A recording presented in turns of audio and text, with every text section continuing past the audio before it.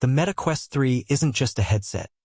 It's a gateway to worlds where you'll battle gods, stalk shadows, and rewrite reality. Today, we're counting down the top 5 games you need to play, and the last one will blow your mind.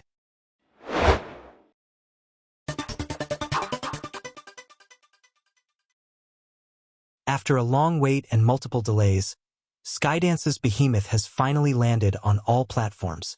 But was it worth the anticipation? Let's dive in.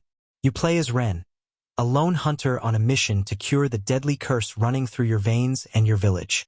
The only way: slay the towering Behemoth, massive, godlike creatures that rule these forsaken lands. Behemoth's gameplay is all about brutal combat, traversal, and light puzzle solving. You'll wield hero weapons, scavenge enemy gear, and use your cursed strength to break armor, smash walls, and toss foes aside. And then, there's the grappling hook, perfect for scaling obstacles, closing gaps, or even yanking enemies off ledges. But while combat is fun, the enemy AI feels dumber than the zombies in Saints and Sinners, and weapons lack the satisfying weight we saw in that game. That said, battles still deliver solid action as you cut through marauders, navigate treacherous landscapes, and prepare for the real challenge, the Behemoths. Taking down these massive titans is where the game shines. Each Behemoth fight is a puzzle, forcing you to use your skills, weapons, and traversal abilities to exploit weak points. These encounters are visually and mechanically impressive, delivering some of the best boss fights VR has to offer. Progression is solid, with upgrades for your weapons, health, and even new grappling hook abilities. Some are essential, while others are hidden across the world for those who love to explore. Visually, Behemoth does a great job considering the hardware limitations. The Quest 3 version looks decent but has some texture pop-ins and missing details, while PC VR and PSVR 2 crank up the fidelity significantly. One thing the game absolutely nails is scale. Standing before these giants in VR is breathtaking. Think Shadow of the Colossus, but even more immersive. The sound design reinforces this, with booming footsteps and thunderous roars that make each fight feel monumental. So, is Behemoth a must-play? If you're here for epic boss battles, the answer is yes. But if you're looking for deep, weighty combat like Saints and Sinners, you might feel a little underwhelmed. Still, with upcoming patches, this could become a top-tier VR experience. What do you think? Is Behemoth the next great VR adventure, or does it fall short? Let me know in the comments. The next in the list is Metro Awakening. Imagine being trapped in the underground ruins of Moscow, with only a gun, a gas mask, and whatever courage you can muster. Metro Awakening brings the franchise into VR, and it's terrifying. But is it for everyone? Well, maybe not. This game nails survival horror. Every bullet matters, every shadow hides a potential threat, and reloading your weapon isn't just a button press. It's a desperate scramble as something snarls in the dark. The tension is real. Resources are scarce, forcing you to think carefully. Should you fight or hide? The claustrophobic tunnels make every step nerve-wracking. And when the action does hit, it hits hard. Gunplay is immersive and realistic. If you run out of ammo, you'll feel the panic as you fumble to reload, just like in real life. No instant refills here, and trust me, that adds to the horror. The world feels alive. From picking up objects to interacting with machinery, Metro Awakening makes sure everything is tactile and immersive. Vertigo Games, known for Arizona Sunshine, really knows how to craft a believable VR world. But here's where it gets tricky. The story is slow. You play as Serdar, a doctor-turned-survivor, uncovering his fate as Khan, the mystic from Metro 2033. While the sci-fi folklore blend is interesting, the pacing drags. The intro, way too long before the horror kicks in. And then, bam! It goes from 0 to 100 in an instant. The horror is effective, but some might find the pacing jarring.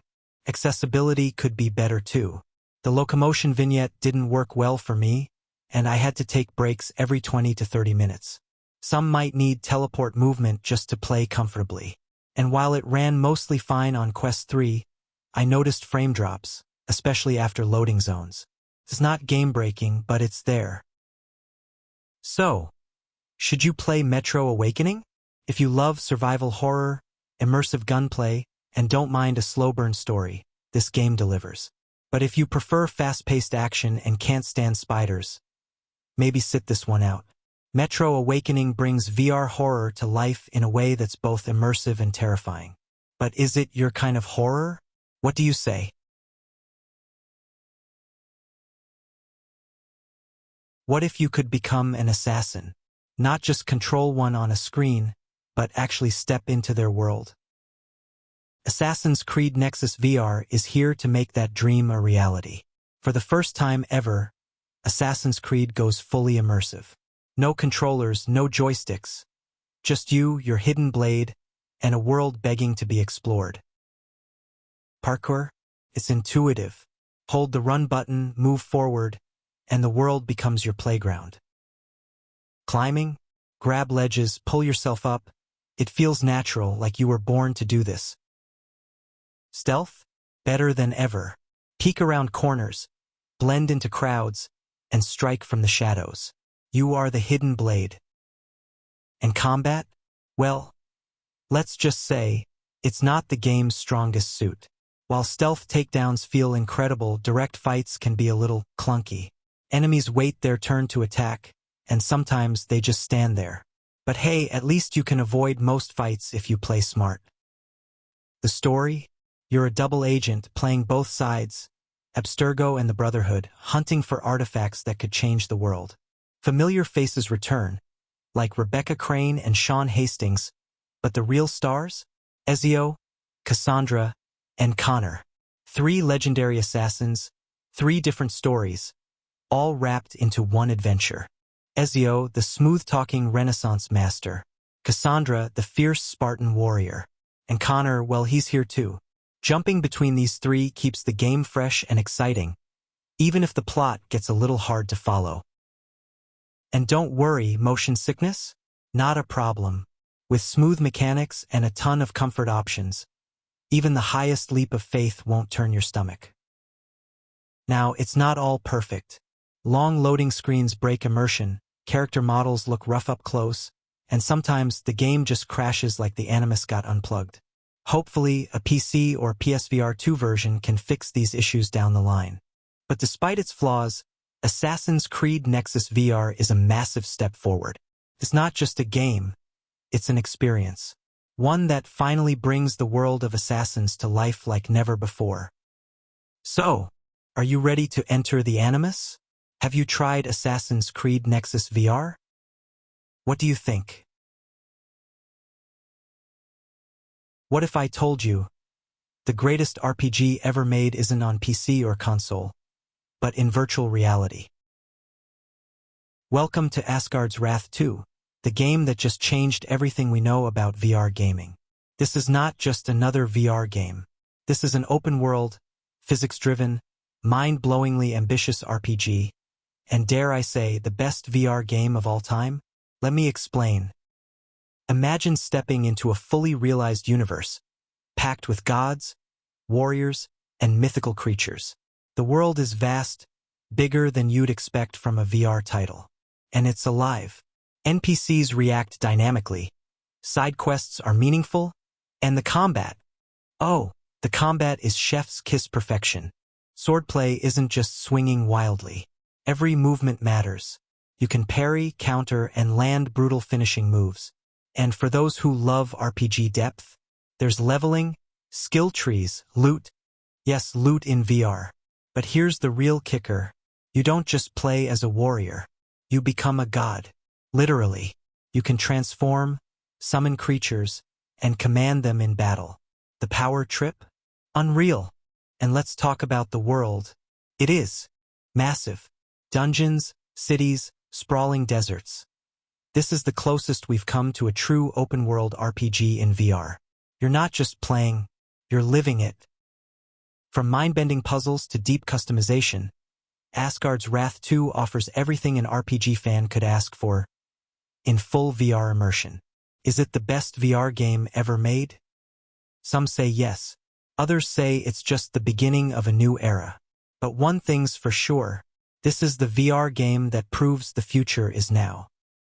Have you played Asgard's Wrath 2 yet? Share your experience below, and let us know its epicness. Before we get into our last game, I want to let you know that this is not a ranking, it is just my personal opinion according to me. You may have your own favorite. So, here's the best VR game I have ever played. Batman Arkham Shadow.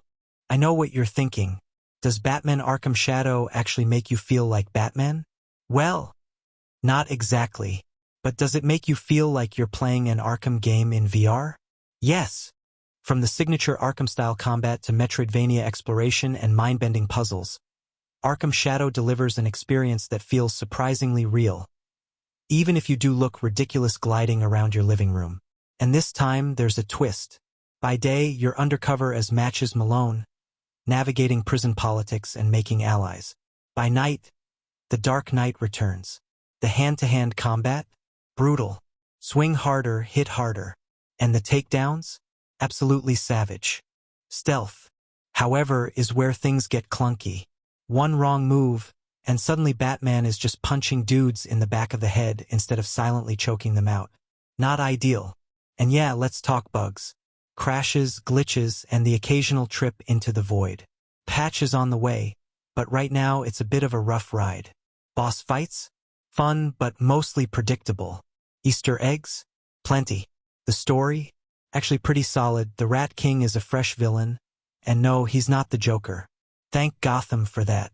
So is Arkham Shadow a perfect VR game? No.